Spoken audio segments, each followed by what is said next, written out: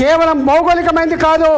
తెలంగాణ రాష్ట్ర ఏర్పాటు ఈ జాతులకు స్వేచ్ఛ కావాలి, ఈ జాతులకి ఫలితం అందాలనేటువంటి సంకల్పంతో ఉన్నది. కాబట్టి మనం వీళ్ళ కోసమే చేయాలని చెప్పి 3 రోజుల పాటు చర్చించాం మేము. దాని ఫలితమే 250 రెసిడెన్షియల్ స్కూళ్ళు ఇవాళ బీసీ రెసిడెన్షియల్ స్కూల్ వచ్చినాయి.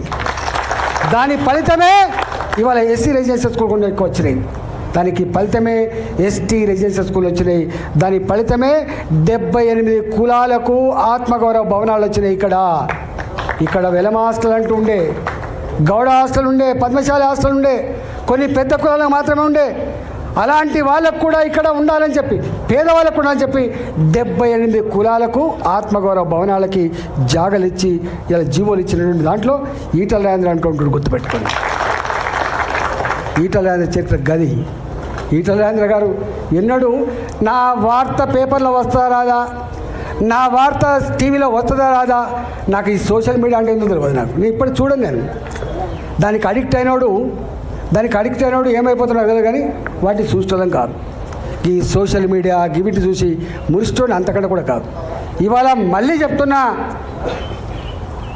ఎప్పుడు కూడా ధీరుడు వెనుదిరిగాడు గుర్తుపెట్టుకో. ధీరుడు వెనుదిరిగాడు గుర్తుపెట్టుకో. అది సందర్భం అయితే రియాక్ట్ అవుతాడు, సందర్భం అయితే బయటికి వస్తాడు, సందర్భం అయితే మాత్రమే మాట్లాడతాడు. భరిస్తాం. ఎక్కడ భరిస్తాం? మీరెట్లయితే భరించలేక ఇక్కడికి వచ్చిండ్రో మీ అంతరాత్మని అర్థం చేసుకున్నా. నేను మళ్ళీ చెప్తున్నా మీకు, హుజురాబాద్ గడ్డ మీద రేపు ప్రతి ఊళ్ళో మన వార్డు మెంబర్ ఉంటాడు. హుజురాబాద్ గడ్డ మీద నా సర్పంచ్ ఉంటాడు హుజురాబాద్లో. ఎందుకంటే ఒక్కరోజుతో బంధం కాదు, అది 25 ఏళ్ళ బంధం. అది నన్ను నమ్ముకొని ఉన్నారు మీరు. 2021లో గన్ని వందల కోట్ల రూపాయల ప్రలోభాన్ని అడ్డుకొని అన్న కోసం నిలబడ్డలు మీరు. మిమ్మల్ని నేను చాలాసార్లు చెప్తా, కాళ్ళు కడిగి నెత్తిలో పోసుకున్న హుజురాబాద్ ప్రజలు రుణం తీసుకోవాలని చెప్పి స్టేట్మెంట్ ఇచ్చాను నేను. ఆ ప్రజల మీద సంపూర్ణమైన నమ్మకం ఉన్నాడు నేను. ఆ ప్రజల మీద సంపూర్ణమైన విశ్వాసం ఉన్నవాడిని. కాబట్టి మీరు నిజంగానే ఇవాళ ప్రజలు బాధపడుతుంటారు. కాబట్టి నాకు ఇక్కడ పని ఉన్నమాట వాస్తవం. కానీ తప్పకుండా ఇక్కడ నాకేం ఎలక్షన్ లేవు, లోకల్ బాడీ ఎలక్షన్స్. నాకున్న లోకల్ బాడీ ఎలక్షన్సే హుజురాబాద్ ఎన్నికలు. గుర్తుపెట్టాలి.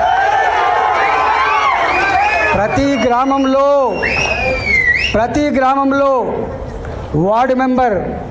ఒకప్పుడు తెలియదు వీళ్ళకి చరిత్ర తెలియదు కూడా కాదు మీకు.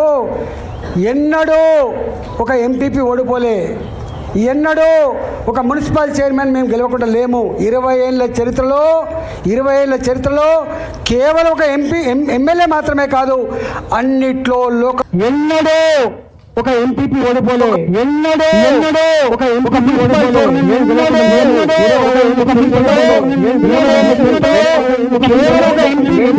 మాత్రమే కాదు,